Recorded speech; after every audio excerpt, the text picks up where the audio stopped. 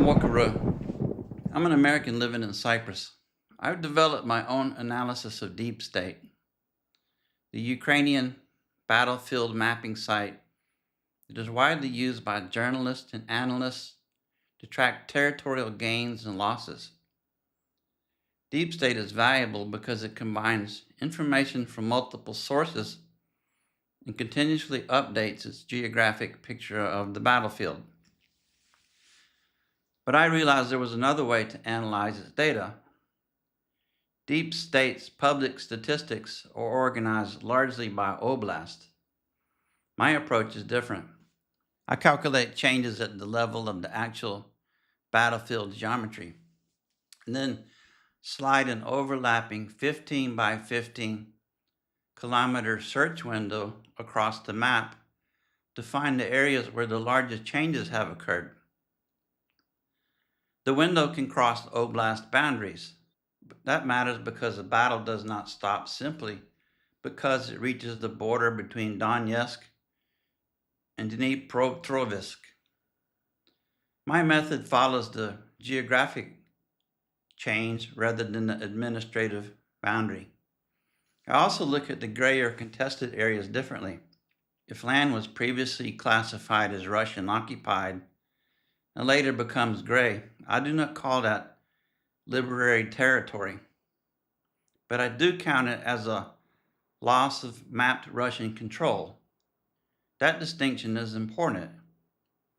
If land changes, occupied to liberated, I count that as confirmed reclaimed territory in DeepState's classification.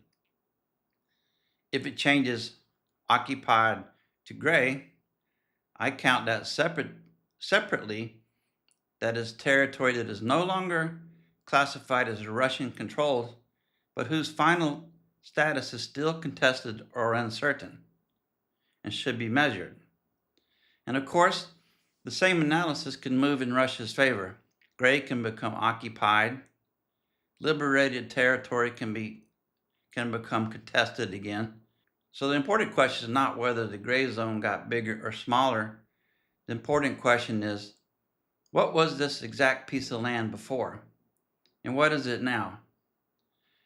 Before I show you my analysis, though, I want to explain why I started doing this in the first place. I've been teaching Ukrainian teenagers computer programming for free since 2022 at my own school called Hypatia Academy, Cyprus.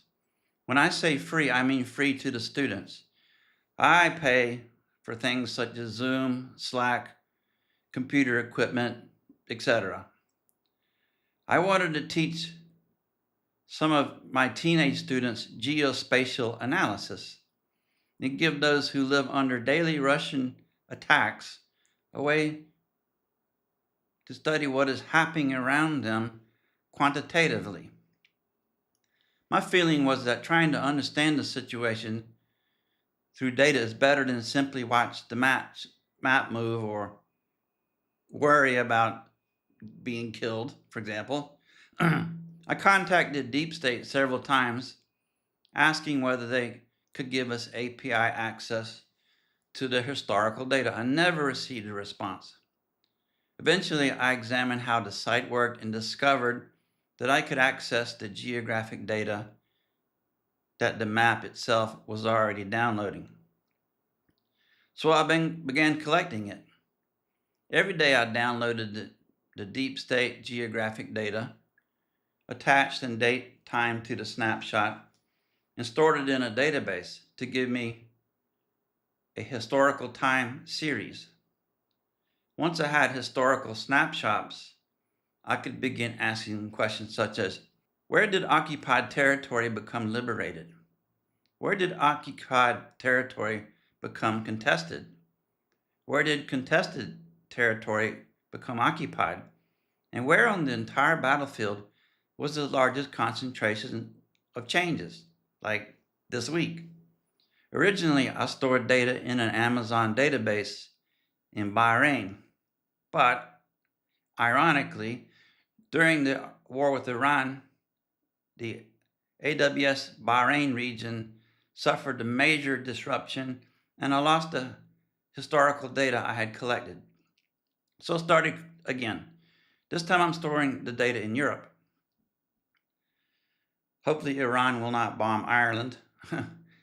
Okay, there is another Ukrainian connection I found interesting.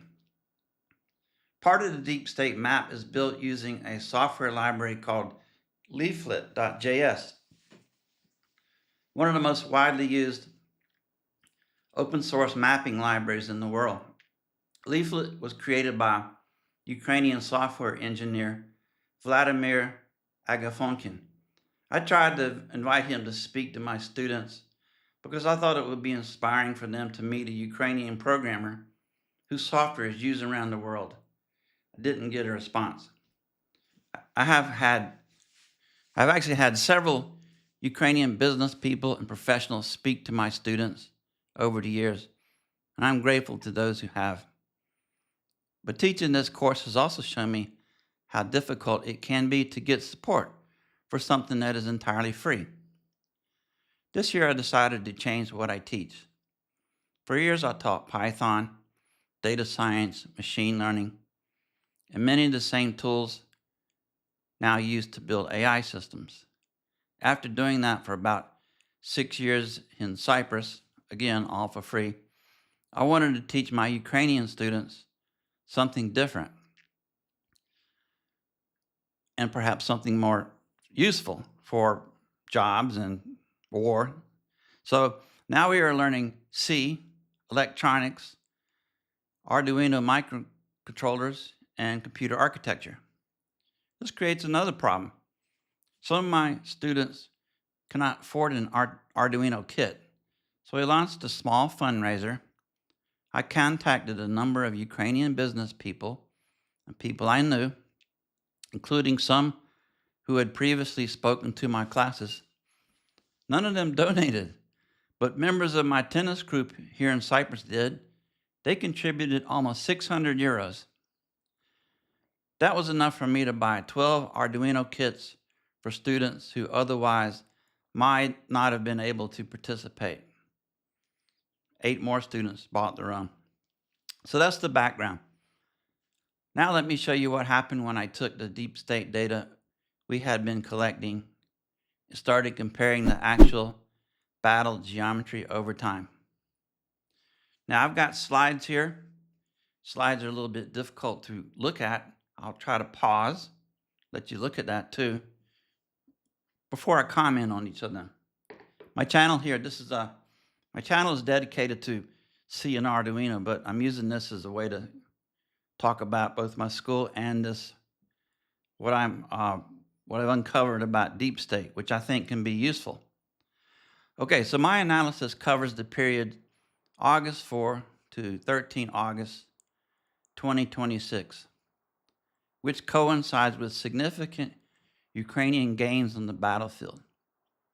President Zelensky said Ukraine had retaken 745 square kilometers this year in what he described as a precision operation. Because what excited me was that I had independently detected a major change myself, not across the whole country, but inside a local hotspot straddling the Dnipropetrovsk, Donetsk oblast border. You can see it in this image from the tool I wrote to identify the largest battlefield changes over a rolling 7-day period. Now, I'm giving away the source code for this and the slides for this presentation. The link will be in the description. This method slides a 15 by 15 kilometer window across the entire battlefield and measures how much territory inside each window changes classification over time. I calculate occupied to liberated changes, but also track occupied territory that becomes gray or contested. I treat that separately from confirmed liberation because it represents territory that is no longer mapped as Russian occupied, even though control is not yet settled. This we could call hope. If Ukraine is actively fighting in its gray areas, that's a good thing. That's why it was in the news. Anyway, when I first started this work last year, I looked at changes in the total amount of territory marked liberated, occupied, and gray.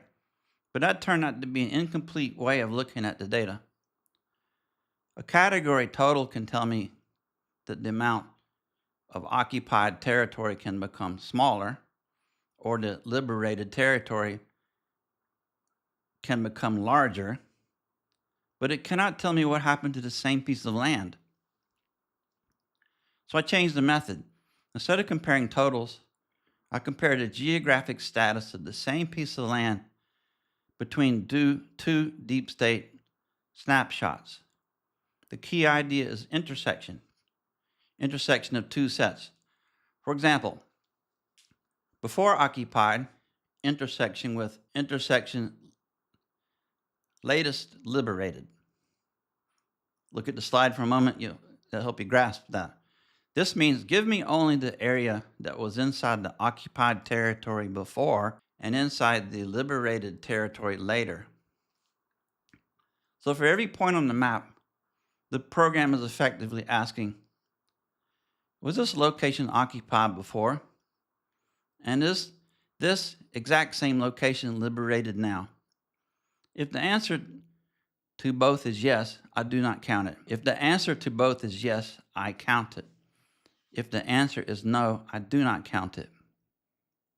Imagine the earlier occupied polygon covers 100 square kilometers. Then imagine the later liberated polygon overlapping only 20 square kilometers of that area. The intersection is not 100 square kilometers. It is only the 20 square kilometers where the two shapes overlap. That's why this method is much stronger than simply comparing totals by polygon. Polygon is a data that comes from DeepState. It's given in object mapping format called polygons, okay? If the total liberated area increases by 50 square kilometers, that does not tell me where those 50 square kilometers came from. Some may have been occupied before. Some may have been outside the mapped battlefield layers. The intersection tells me the actual transition. So, occupied before, intersection with liberated latest or later gives me the territory that went from occupied to liberated. In this hotspot, for this period of time we're studying, this is 39.72 square kilometers. Then I do the same thing with the gray area. Occupied before, intersection gray latest. That gives me the territory that went from occupied to gray. Again, in my view, in this, obviously it's a gain. In this hotspot, that is another 28.77 square kilometers. I do not call that second area liberated, but it was previously mapped as Russian occupied. And it is no longer map occupied. So together, 39.72 square kilometers occupied, changing to liberated, plus 28.77 kilometers squared occupied, changing to gray, gives you 68.49 kilometers previously occupied, no longer map occupied. If you follow that, that's a good thing.